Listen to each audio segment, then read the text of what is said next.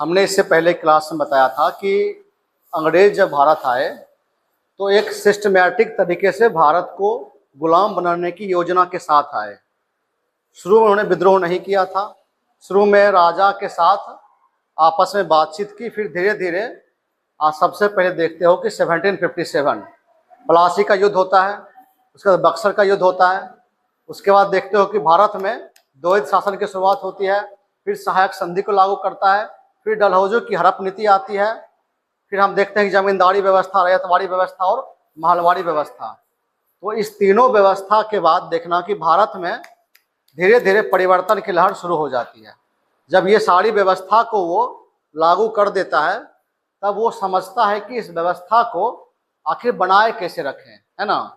मान लो तुम अपना पूरा विस्तार कर दिए हो पूरे अपने साम्राज्य का, तो तुम चाहोगे कि उसको हम बना के रखें।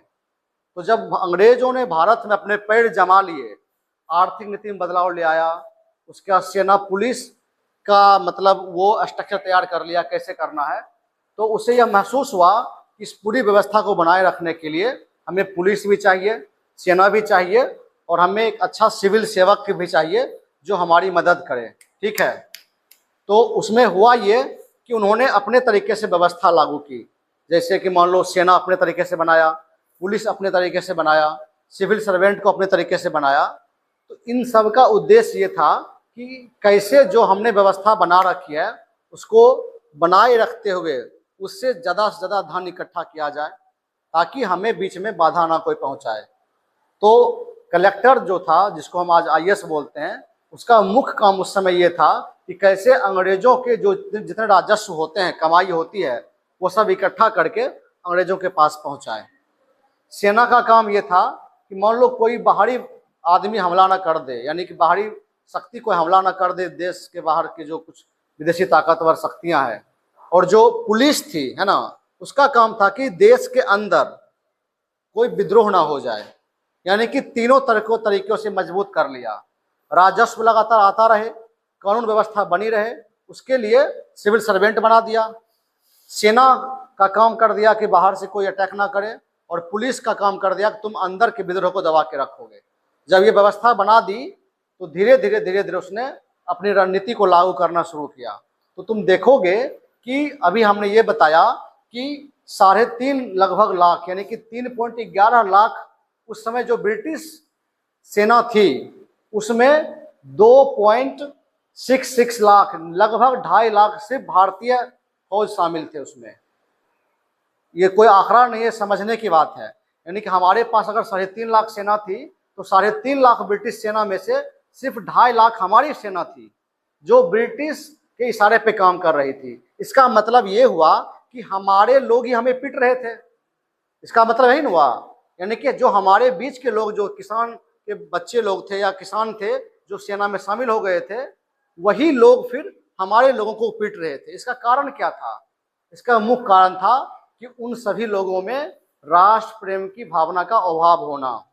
दूसरा प्रमुख कारण था अंग्रेजों पर इतना विश्वास करना कि उसे ये समझ लेना यही हमारा माए बाप है, यही हमारा मालिक है, यही हमारा उद्धार करने आया है। और तीसरा प्रमुख कारण था कि अंग्रेजों द्वारा अच्छा वेतन दिया जाना।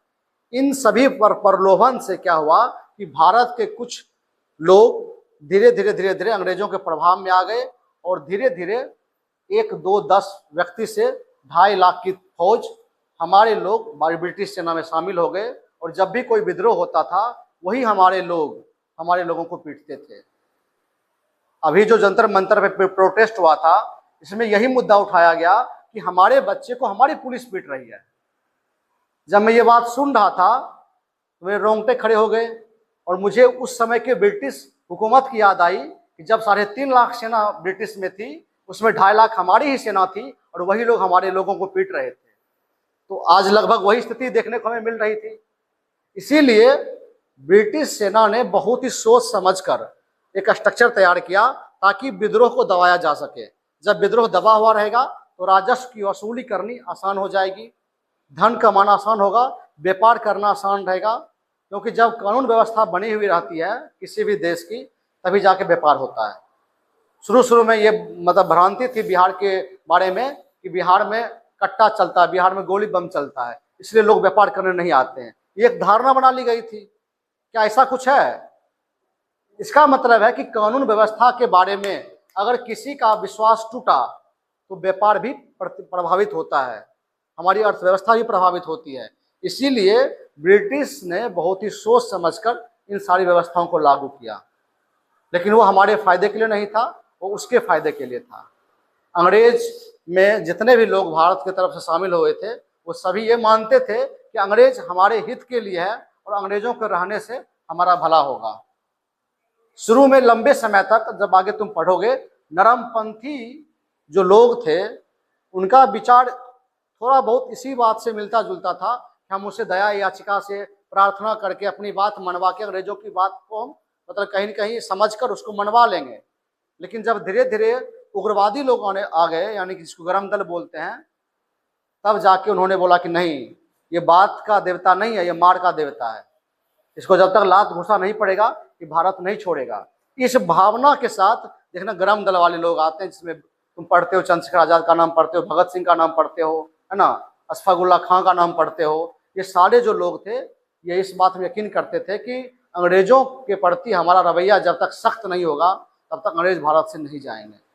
तो देखना कि आगे जाकर, अब जाके इसके बाद देखना कि एजुकेशन के बारे में भी जो ब्रिटिश होती है वो अपने तरीके से शिक्षा लागू करेगी, सभी लोगों को शिक्षित नहीं करेगी, जो लोग उसके काम आए उसी को शिक्षित करेगी और उसी को अपने पास रख के और अपने हित का काम करवाएगी और फिर अपना काम निकाल के वो अपना इंग्लैंड को धनी बना रही है।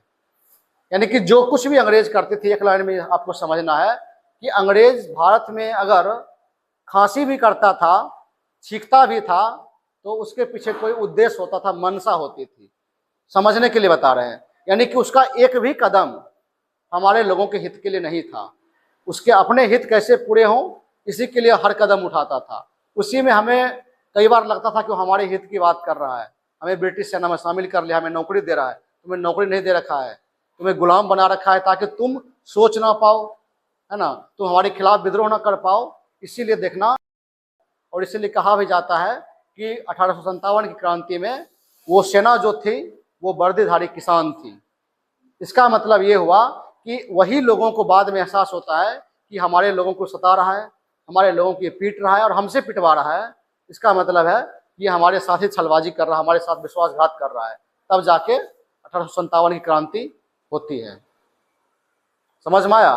अब हम आगे की क्लास में पढ़ेंगे कि ब्रिटिश सेना में या ब्रिटिश शासन में न्याय व्यवस्था कैसी थी, शिक्षा व्यवस्था कैसी थी, और फिर हम पढ़ेंगे कौन कौन से एक्ट आए, कौन कौन से कानून आए, और उसी बीच में फिर हम देखेंगे कैसे मूवमेंट धीरे धीरे संगठित होता है और फिर आज़ादी की लड़ाई की कहानी भी आगे आगे बढ़ेगी, है ना। यानी कि 1885 तक जब हम आ जाएंगे तब देखना कि 1885 के बाद एक संगठित रूप से भारतीय राष्ट्रीय कांग्रेस का गठन होता है और एक मंच के माध्यम से लड़ाई लड़ी जाएगी। पहले क्या हो रहा है, कभी राजा लड़ रहा है, कभी अकेला जनता लड़ रही है ना, यानी कि सब अलग अलग लड़ रहे थे। तो उस सभी को एक करने के लिए भारतीय राष्ट्रीय कांग्रेस नाम की एक संस्था का गठन किया गया, जिसको राजनीतिक पार्टी भी कह सकते हो, और उसके माध्यम से आज़ादी की लड़ाई आगे लड़ी गई। तब तुम आगे फिर पढ़ोगे 1900 के बाद धीरे धीरे महात्मा गांधी की एंट्री होती है 1915 में जाके। तब तक में लगभग 50 साल हो चुके थे, है ना, 40-50 साल की लड़ाई लड़ी जा चुकी थी। और महात्मा गांधी तब आते हैं जब भारत में बना बनाया स्टेज तैयार था, वो आके अपना अभिनय दिखाते हैं और भारत को आज़ाद कराते हैं। और कैसे वो हीरो बन जाते हैं, एक आम आदमी से, एक फकीर से, एक संत से, एक महात्मा से, उसकी कहानी हम आगे क्लास में पढ़ेंगे। ठीक है, थैंक यू।